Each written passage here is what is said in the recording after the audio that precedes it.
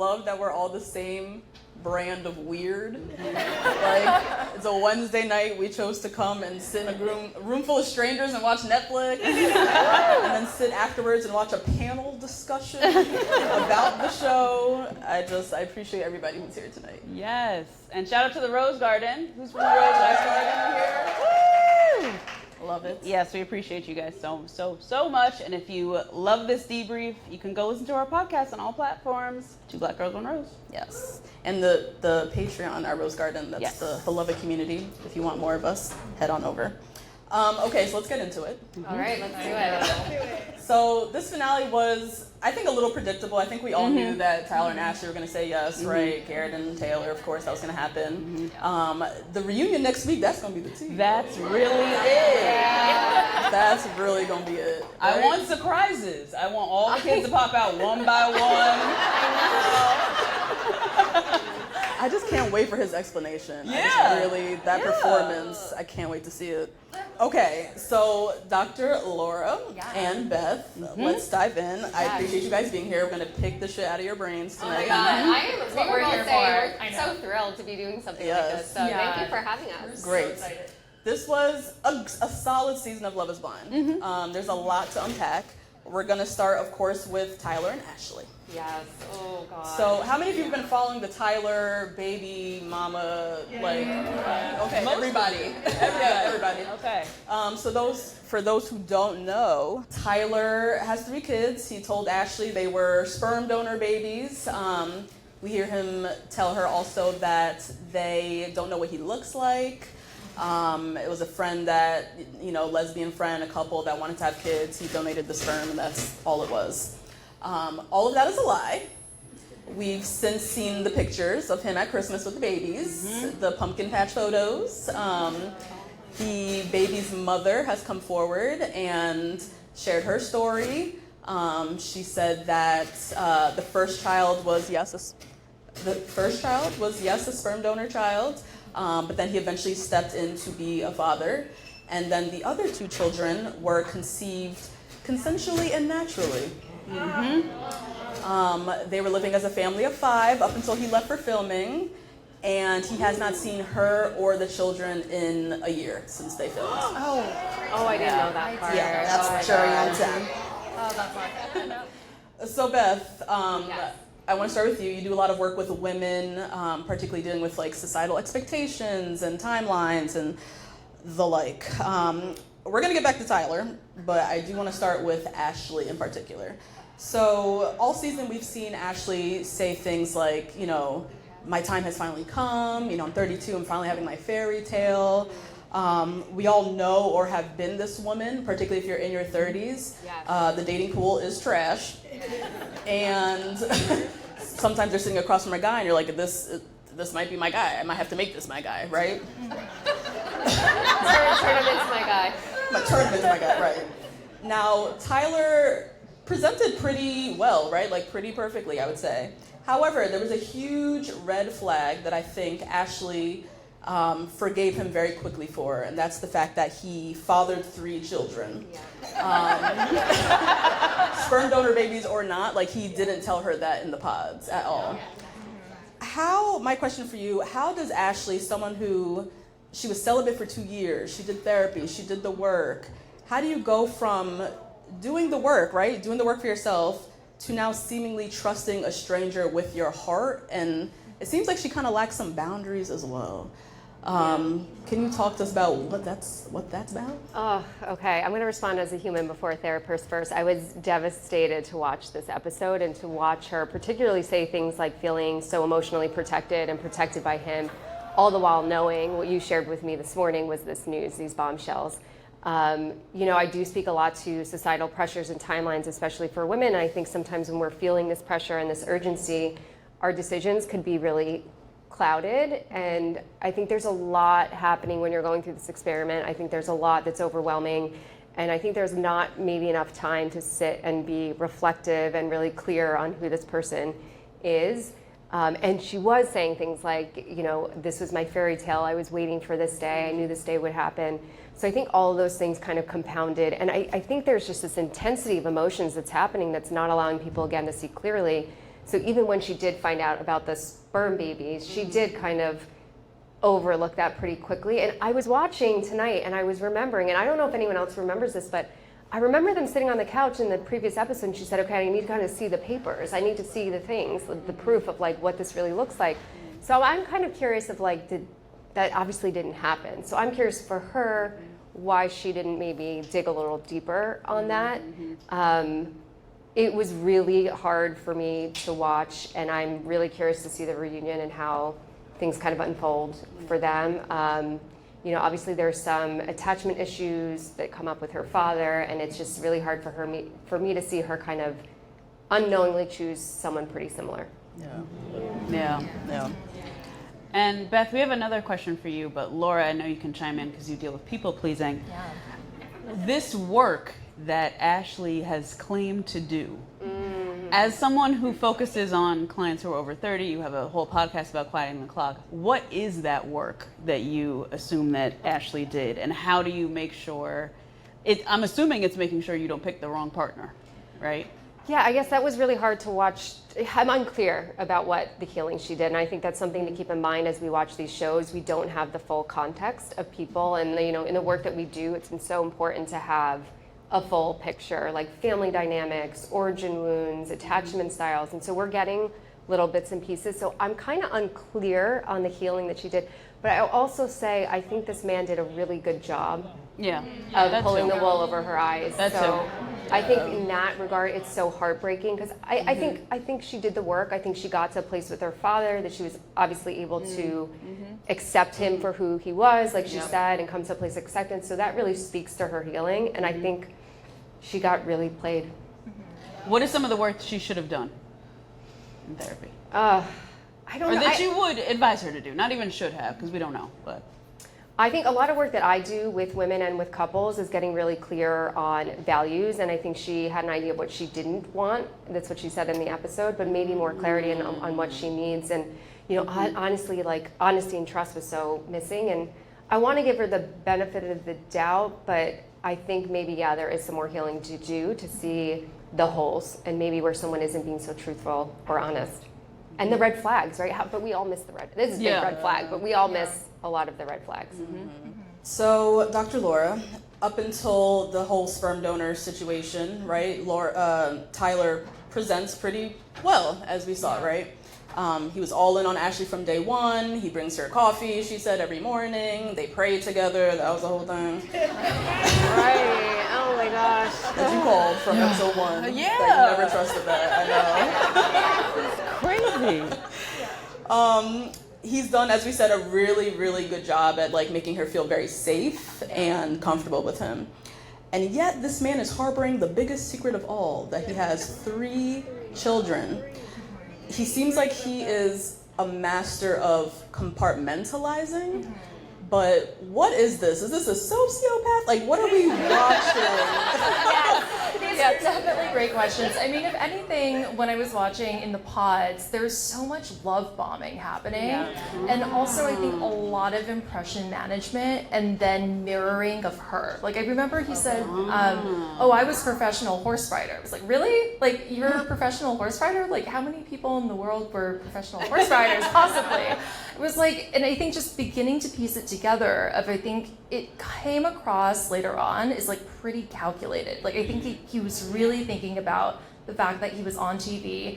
I read the article with the baby mama saying basically like, this is like, we're real people. Like, this was a really big burn. Like, you basically disowned your own children. I understand that this is entertainment. However, these are our real lives. And like, that is something that I think is kind of reprehensible in a way. I'm trying to have a lot of empathy for him in some ways because, we don't know, like, but at the same time, it's like, it's true. Like, that is their real lives. So I don't know if it's a sociopath, but there definitely was love bombing and impression management the whole time. And he kind of says the right things. Like there's something that just like really struck me as being pretty shady about him.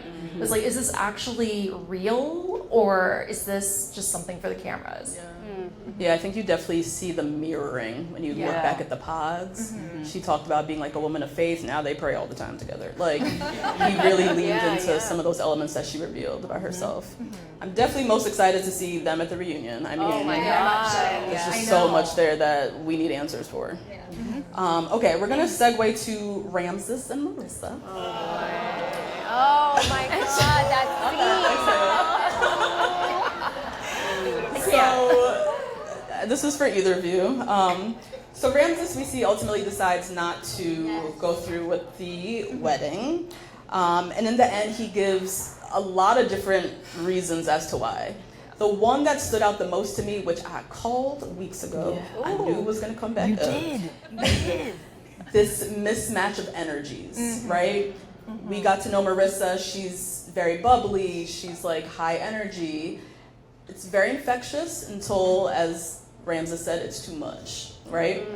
And I call people like Ramses energy vampires. I think my friend Kelly over there was the first person who uttered that to me. Someone who they kind of like suck all the good energy off of you, all the good juju, and then when they're done with you, they kind of chuck you to the side. And then you're left there feeling used and abused and like you're not enough. I think Marissa said that she doesn't feel like she's enough. Is there a more clinical term for this person? I feel like this is something, and maybe other extroverts in the room or people who are like big personalities have experienced this, where they feel like people come in, suck their energy, and then when they're too much, they get kicked to the curb. What are we watching with Ramses? What is this dynamic that we're seeing? I know. I mean, I was just like screaming at the TV because it was like, what is happening? I was just really hoping that Marissa was going to be the one to walk away. And when he kind of like took that from her, I was so pissed off, quite frankly. I think you're right, he is an energy vampire. And I think what I really struggle with Ramses is that he presents himself, also a lot of impression management. Also, you know, I read something online saying that he's like the worst version of performative woke that people have seen in a while, which I have to agree with because, you know, he kind of says all the right things, but then, I mean, I just go back to that conversation about, you know, using protection, and Marissa's literally saying, I am sick. And he was like, oh, but I don't want to, you know, like, that's going to affect my pleasure. So, like, I have to think about this. Like, what is that going to do? And I just, you know, Beth and I were talking about this earlier, that we think that he's like a pretty classic case of either avoidant attachment or potentially like disorganized attachment. And in the sense that it's like, those are not deal breakers, you know, and those are things that can be communicated and figured out. However, you know, at the first sign, he was like, this is too much, you know, it's me, but also I'm gonna leave you feeling bad. And that to me is a classic case of something like avoidant attachment. You know, it's really about like when there's conflict, people that have avoidant attachment end up deactivating and are oftentimes the people that are like, nope, like I can't do it, I'm done. And if we actually go back to Ramses's history, you know, he does say in the pods that he'd never felt good enough with his dad. And I do wonder if, like, you know, because for attachment, it really does develop as we are, you know, infants, and how well our parents or caregivers can respond to our needs. And so I do wonder if that attachment style maybe developed at that point, and then that's just something that he hasn't really worked through. And, you know, we're talking a lot about like perpetuating cycles and patterns, and it's like, I think he's going to continue unless if he really sits down and is like, okay, I also need to take some ownership here over my own behavior. Yeah, you hit it on the head with our next question. We described his social justice warrior costume that he wears with his two dreads and his earring and his leather leggings, and you know, he's so non-toxic, he knows what cis means and all of these other things, but he still doesn't want to have sex with condoms. He still is seemingly extremely traditional in certain ways, and in also ways that are pretty disturbing. He didn't really seem to listen very well to her or validate her very often. No. How can we tell, since being progressive woke is seemingly now a costume that people can put on, how can we tell the signs of someone who's actually done the work? Yeah, I think honestly by engaging them in conversation and really seeing, okay, is this something that they also demonstrate in their actions? Because I think for someone like Ramses, you know, he kind of said all the right things, also kind of like Tyler, but when you actually looked at his actions, he was not doing those things. And so, and I think maybe what I wish Marissa had been able to do is take that step back and say, like, I need to reevaluate here. Like, what are the facts that I'm actually seeing and what's potentially like the fantasy or like what I'm holding on to? And I think the sooner that we can do that, that can actually kind of like save us a lot of time and potentially grief too. Yeah. I just wanted to add, it's interesting to think about sort of the parallels of these two couples, Ashley and Tyler, and Ramsey and Marissa. It's like you look at the parent relationship, the parent dynamic, and they came from broken homes. And we're talking a lot about attachment style, which is developed and formed when you're growing up. And I think what can happen is that you see so many qualities that weren't modeled to you, or you see so many qualities that your parent figure didn't have, and you automatically attach to that as so good. They don't look anything like my parent that hurt me, my parent that abandoned me, and they're just exuding all these amazing qualities. And so it kind of pulls the wool over our eyes that maybe they're not fully honest, maybe it's not really authentic, maybe their actions are not matching their words. So I think there's real wounds there that inform what we're looking for, if not fully healed. Kind of going off of that, like the dynamic with the parents, Marissa, we see her mom is like very critical, and Marissa has a tendency to kind of lean into laughter and lightness and can be very appeasing. Even, you know, let's say her and Ramses did go and get married. I could see her compromising on a lot of things for herself to make this work with him, right? She was gonna fight till the death, right? Yeah.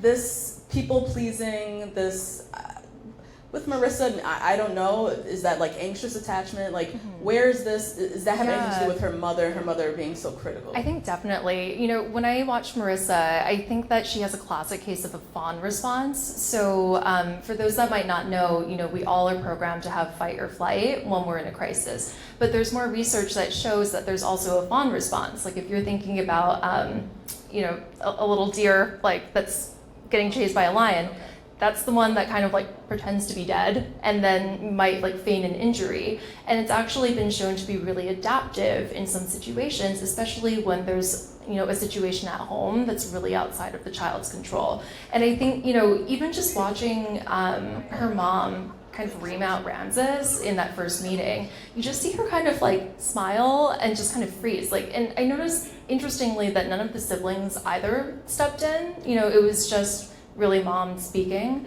So I do think that like their childhood probably did influence that. And actually the fawn response then can actually turn into something like people-pleasing behavior. You know, where is people-pleasing really coming from? It's that sense of like, okay, well, in myself, I really need to, you know, kind of put my best foot forward all the time, partially because we're not totally sure if you're feeling like you're good enough. And I think that for her, I would be concerned about something like boundaries, because I could see Ramses kind of steamrolling and then her potentially like just capitulating.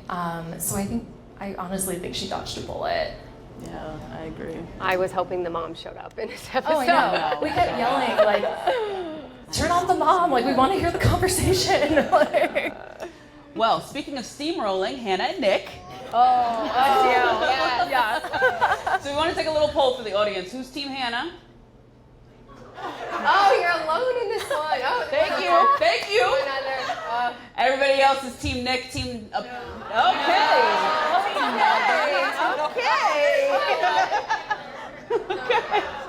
So let's start with Nick. Beth.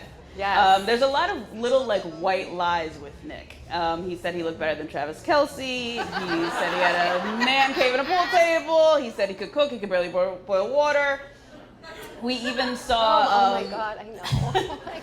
We even saw Little White Lies with Garrett and Taylor as well, with the text to the ex. Are Little White Lies like this a glaring red flag, or is this just like a harmless, insecure man? Ooh. Okay. And is an insecure man harmless? No. No, right? Non-therapeutic response. Yeah. I think those are two very different situations. I think just across the board, and I'm trying to think of previous seasons, and anyone jump in here and tell me, but there was, I would think, way more dishonesty this season than I ever remember seeing. And I think, yeah, in every situation and every couple, and I'm not sure why that is, and the four of us were talking before we came out here, just sort of what this show has evolved to be, and the intention and motivations for people being on this show. And I think it's really moving away from authenticity and people really wanting to come on the show. And I know I'm not answering your question, so I'll get to your question. Little White Lies. I think they can snowball into way bigger lies, and I think anything that erodes trust or safety is really problematic. I think conflict in relationship is really, really healthy if done well, but there has to be this repair portion where you're reconciling and you're rebuilding safety. Safety in a relationship is so important, and that's why it really hurt me to hear Ashley keep saying, I feel so protected, and I'm like, the safety's out. I mean, I'm so curious for the reunion too, because the safety is out the window. So I think, Little White Lies don't have to be totally harmful, but when they are found out, it's how is it communicated, how is it understood, how are we reconciling, how are we repairing, and how are we continuing to build on trust? So I'm not team Hannah or Nick either, but I do find myself being more of a Nick apologist. I think that's how I would describe it. Hannah was just so overly critical of him. She might be valid in the way she feels, but her delivery is just awful. And, he ends up just kind of looking very, battered, and I hate that I'm rooting for this man, but that's what she forced me into doing. I don't know. But yeah, she made it her mission to just make it clear to everybody that he ain't shit, he ain't never gonna be shit, he's terrible, everybody, that was her MO. The internet is now crucifying her. The internet's crazy, it's not always, fair, but they're reacting to what they saw on television. How do we find empathy for Hannah? Because I can suspect that her behavior is obviously a defense mechanism for something. But when you as therapists are watching her, what are you seeing? What's going on with her? Yeah, I think a total lack of vulnerability. It's interesting that she goes on a show where I think the premises is vulnerability. I think that's the intention of The Wall, is to allow people to open up more. But I think that was happening in the pods, but it's really interesting in this show to watch the transition from the pods to real life, and sort of some of those walls come up, their internal walls come up, and sort of these more guarded versions show up than what was presented in the pods. I think it's a total lack of vulnerability. I think it is a total desire to seek control, and we need to understand what is the root of that, and I think knowing the root of that would help us sympathize and empathize with her a bit more, but again, we don't get that full picture. There were tidbits of her saying, I was out on my own at 18, and so we don't know the full origin story of her and where those wounds developed. But usually these behaviors come from somewhere. There is the root cause to it. They're manifestations to protect, to maintain safety. So it was hard to watch. It was kind of cringeworthy to watch. I did feel for Nick, because I think there was some dishonesty, a lot of insecurity, but I don't know if this was genuine or not, but I think there was a desire to kind of do better, and Hannah just kept knocking him down. As an oldest daughter, I empathize with Hannah quite a bit. And in my journey of healing personally, I've found it very difficult with family or people you're close to set boundaries nicely. And people are calling Hannah mean and saying it's important for her to be nice, and I disagree with that. I don't think it's that important to be nice when setting boundaries. Is it possible to be nice when you're setting boundaries? I think so, but I'll let you.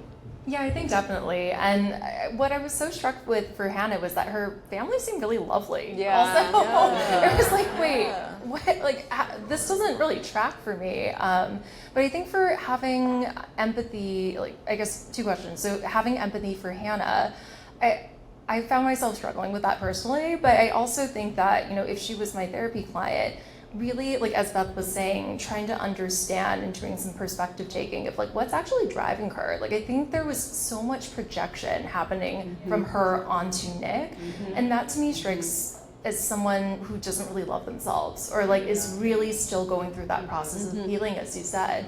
And I think, that's something that probably all of us have felt at some level. And so I think maybe just trying to reach there. I mean, granted, I'm also jumping like, I'm doing my own projection onto Hannah right now. Yeah. But I think if we can do that, that's something that can be helpful. And I think also for setting boundaries, there's a nice way to do it. You can be firm, but also not mean.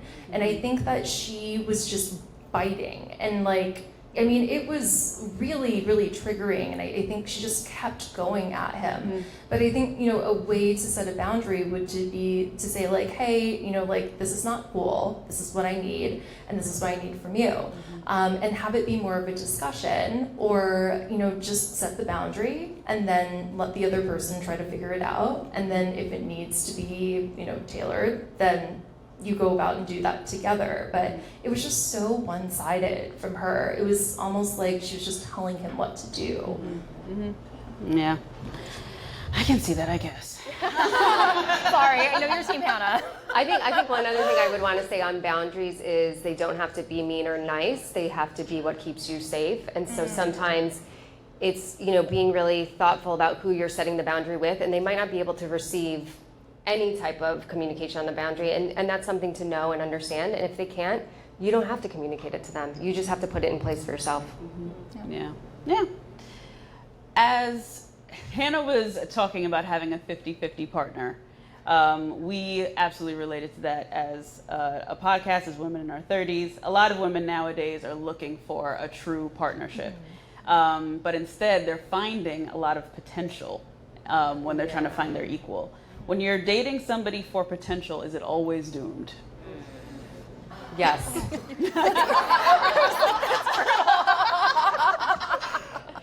I think it's, God, that's a tricky one.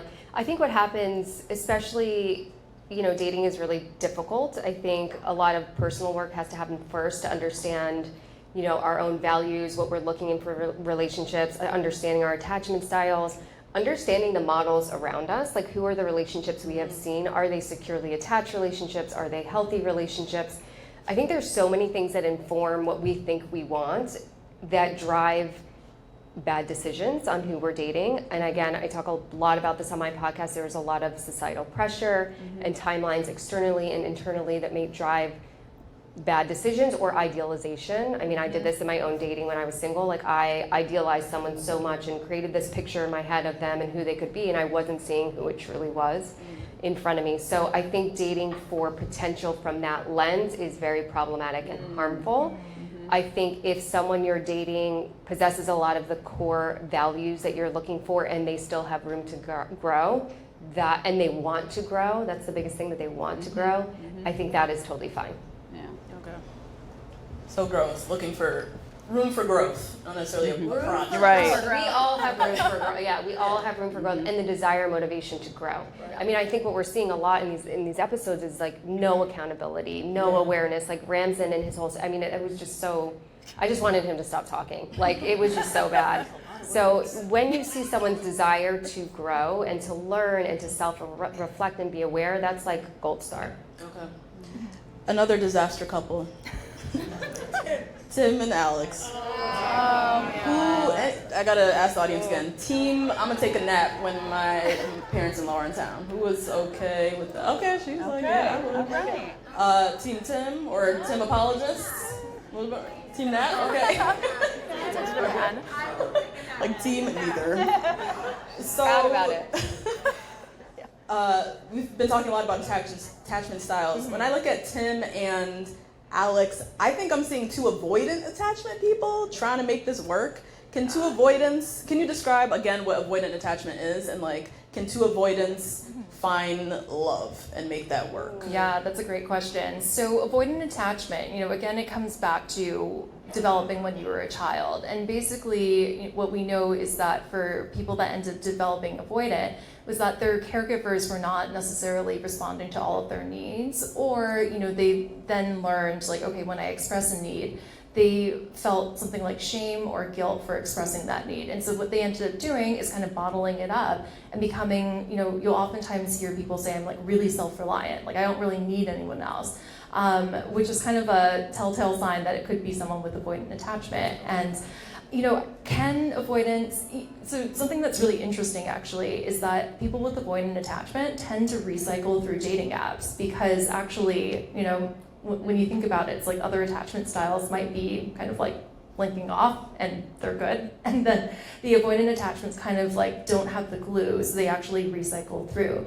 I think it's absolutely possible for two avoidants to be together, but as Beth is saying, like it really does take that work. And I think something that we know is that people with avoidant tend to deactivate. So in those moments where it's like a crisis or a conflict, really trying to say like, okay, and I actually say this to clients all the time, like what would the secure version of yourself do here? And think about a secure relationship that you have. Could be with a caregiver, a friend, a pet, and think about what you would bring to that relationship and how you would respond to it, and then try to do that in that situation. I love that role playing. Yeah, kind of that's like a good pretend one. you're secure. Yeah. What would you do? That seems like a great activity. It does. It works. It's a really good technique. Yeah, I it can does. imagine. So Beth, this is for you. Yes. Tim and Alex had a big off-camera disagreement. Yeah. During their honeymoon, actually, like right at the very, very beginning. When you're fighting to that level at the very beginning of a relationship, is that just an ultimate sign that this relationship is not going to work? Like, is there ever a time where you can come back from an explosive fight? I think where they were doomed is I did see Tim as avoidant, so I don't, when conflict is happening and again, the repair and reconcile is so important, if you're avoidant, you're going to close off to any opportunity to do that. I'm a believer in, as a therapist and as a person, that confrontation and conflict is really good, right? As long as it's done well, it's done respectfully, and there is that repair. I think what happens for a lot of couples is they do the confrontation, they do the conflict, and they completely skip over the repair, and the repair is the most important part. The repair is the opportunity for more growth, for more understanding, for strengthening of your foundation. So I don't think a relationship is doomed if there's a huge conflict. It's like, what are we doing after the conflict is the telltale sign of the health of the future of the relationship. Both Tim and Hannah should have left their relationships much earlier. Both of them have harbored contempt for their partner, it seems. How many chances do you give somebody before you leave? Oh, you guys ask really good questions. Oh my God. What I'll say is I practice from a person-centered perspective, so it's so hard to answer things generally without, having the full, again, context and understanding of all the things we're talking about tonight. I think when boundaries are crossed, when you feel unsafe, when you feel devalued, when your self-worth is in question, when you start doubting yourself, those are all signs that it's time to go. And I think it is important as people, whoever you like, whatever relationship you're in, even if it's not intimate, to be really in tune with how we're feeling. And it's things like wounds and trauma response and maladaptive coping mechanisms that don't allow us to tune into these things that are really excellent signs to say when it's time to go or time to stay. So yeah, that's my answer to that. So last question I have for you guys, for both of you, would love to hear your response. In the last few weeks I've noticed, I think particularly because this Love is Blind season has been such a huge talking point, there have been a lot of think pieces coming out around the safety of women in particular going on reality TV shows. We're seeing season after season these narcissists, these completely lying ass men, diabolical with Tyler this season, right? And then we're seeing women like Ashley kind of get set up, right? She's coming here, we think very genuine, and then they cast this Tyler character. Dating in real life sometimes feels just as treacherous. But not everyone's seeing it, right? Is going on a reality dating show really any different than dating in real life? Because you're battling the same narcissist, lion-ass men, diabolical men out here on Hiding Hinge. families. So what's the difference you guys see as therapists watching these shows? Yeah, the person part of my brain is like, it's exactly the same. I'm kidding, but the therapist part of my brain is that, of course, it's going to be really different. I mean, I think that really, like, my biggest recommendation would be just really doing the work yourself. And I mean, that can mean a lot of things because I think people's healing looks very, very different. And that's going to be dynamic also, depending on what you're going through in life, that's going to change. But I think the more that you can do that, and then also, you know, I practice from a very like values-oriented place, like really getting grounded in that, because when you're grounded in your values, when something feels off, that just means that that's actually like your gut, or it's what's called ego dysintonic. It is not gel with your sense of self and what you actually want. So the more that you can actually understand that, that really helps with figuring out what your needs are in a relationship, and it's a lot easier to then be able to find that. Yeah. I have so many issues with this show. I just think, I'll first say this and then I'll answer the question. I think this show has evolved to a show that is not very safe. And you mentioned safety, which I think is so huge. I think, and I don't know who's going to hear this or see this, but I don't think Netflix is doing a really great job in keeping people safe on this show. I think, you know, we were talking before coming out here, I think there should be more mental health considerations and support while people are filming this show. There's a lot of traumatic things shared, and as we're talking tonight, there's a lot of wounds and healing that hasn't happened and attachment wounds, and so I think it's a really unsafe environment, and I do think there's a lot of unsafe environments in dating as well in the real world. And I love what Laura said about value-based work. I use that, you know, work as well. And I think when we're really clear on what we want, we can date from such a different perspective, and we're more clear on, again, who's sitting in front of us and do they match these values. I think also, and I'm so passionate, of course, about the societal expectations and the timelines, and really getting clear on what is authentically ours. Is it our voice telling us we want these things at this time in our life, or is it external pressure? So I think taking the time to get really clear on what you want at what time in your life is really important, and then again, allows you to date more clearly, more safely, more fun. I think I'm still a believer that dating can be fun. I know it's really hard, but I think if we're really grounded in sense of self, like Laura said, it can be a completely different experience. But safety number one, for sure. Yeah. Well, thank you for that hopeful note for those that are still out here dating. Hopeful note.